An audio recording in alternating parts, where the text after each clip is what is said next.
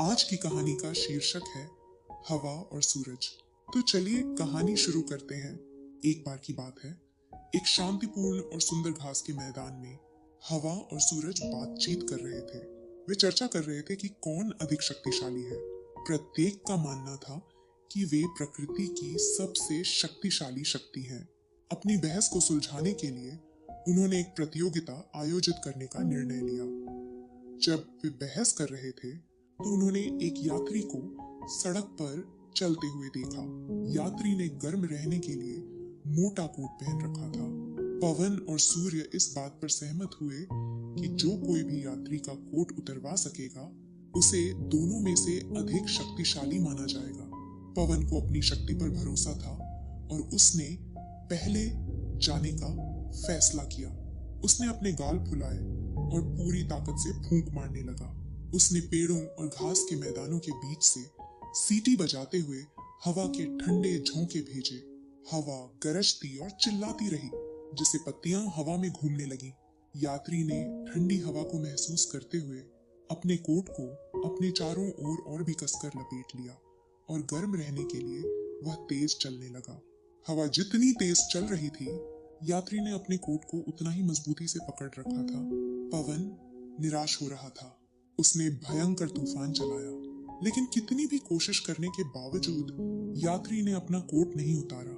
थोड़ी देर बाद पवन थक गया। उसने उड़ना बंद कर दिया और हार स्वीकार कर ली। इसके बाद सूर्य की बारी थी। सूरज धीरे से मुस्कुराया और यात्री पर चमकने लगा।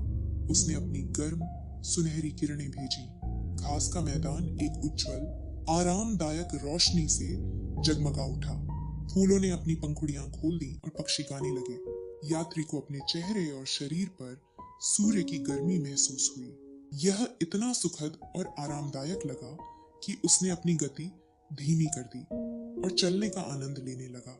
जैसे जैसे सूरज चमकता रहा, यात्री के चारों ओर की हवा गर्म होती गई। यात्री को गर्मी लगने लगी।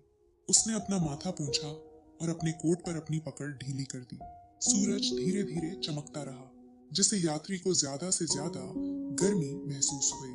आखिरकार यात्री अब और अधिक गर्मी सहन नहीं कर सका। वह रुका, अपना कोट उतारा और अपनी बांह पर रखकर अपनी यात्रा जारी रखी। सूरज विजयी भाव से मुस्कुराया और हवा की ओर मुड़ गया। तो देखा दोस्त, सूर्य ने कहा, सौम्यता और दयालुता अक्सर बल और क्रोध से अधिक प्रभावी होती है। पवन ने सूर्य के शब्दों में सच्चाई का एहसास करते हुए सहमति में सिर हिलाया।